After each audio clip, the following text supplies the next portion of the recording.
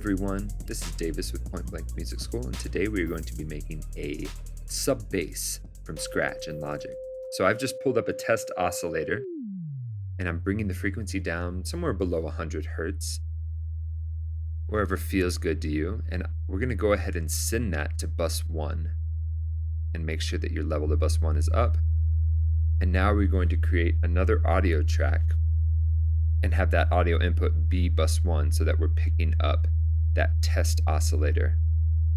And you want to make sure that you're in mono. I just switched it there. And we will go ahead and record this. And let me stop real quick. I want to make sure that my level's higher on the channel. And let's record it once more.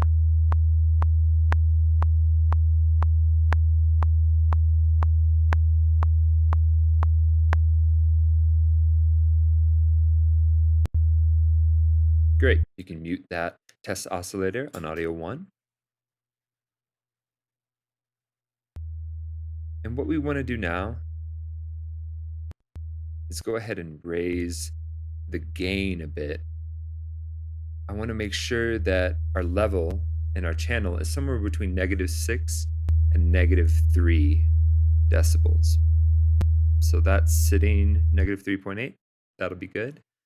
So now what we want to do is, this just makes it a lot easier, pull up a tuner and see where you're sitting.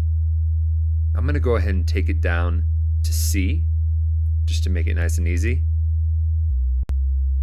We can see we're still 49 cents above C, so we'll take the fine tuning down 49 cents. And that'll put us right at C. Great, now that we have that, let's go ahead and drag it into the Quick Sampler Optimized. And I'm going to change this to C1, just to expand my range a little bit. And we can hear a little bit of clicking at the attack of the sound. So what we want to do is zoom in and find a good starting point. Mess around with it a little bit. It might take some time. I'm going to apply a little bit of a fade here. Yeah, that'll work for now. Let's roll with that. So now I'm going to apply a loop, an alternate loop, so that if we wanted to play this sound until the ends of the earth, we could. And basically what we want to do is I've found that a low point in the waveform is going to give you the least amount of clicking and or disturbance in sound so that it sounds like it's one long held pitch. So I'll do that on both sides. And we'll check it real quick just to make sure. And it's going to take a couple seconds to get there, so thank you for your patience on that.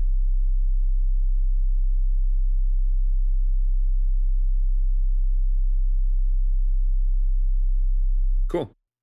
Yeah, couldn't tell that it went back. So now we'll just put it in mono because we don't want to have too many sub bass notes stacking on top of each other at once.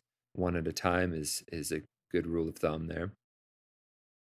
So you pretty much have a good sound now, but I'm going to add an overdrive just to give it a little bit more grit.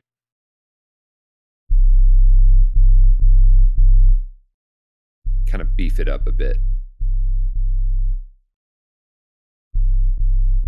And play around with the drive. It's all, nothing's right or wrong. It's whatever you prefer. So I'm going to leave it there. And now I'm going to throw on a bit of a bit crusher to give it some distorted high-end information.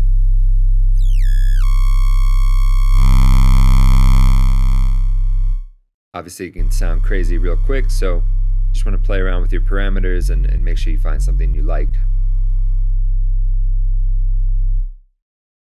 Cool. Now these fat effects can be a great tool to just give you more character to the sound. So we'll go into the bass presets, see what we have.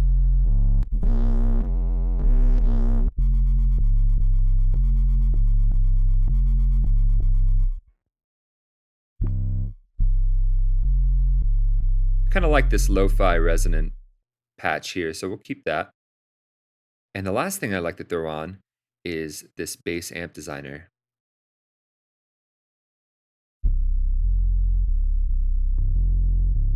play around with it a little bit. You know, the changes are really pretty subtle when it comes down to it, but it certainly sounds a lot different than just that pure sine wave. We want a little bit more information, or I do at least, a little bit more character to the sound. So yeah, feel free to play around with all these different effects, find what you like, and then of course you can always save your presets as well up in the top of that channel there. Thanks guys.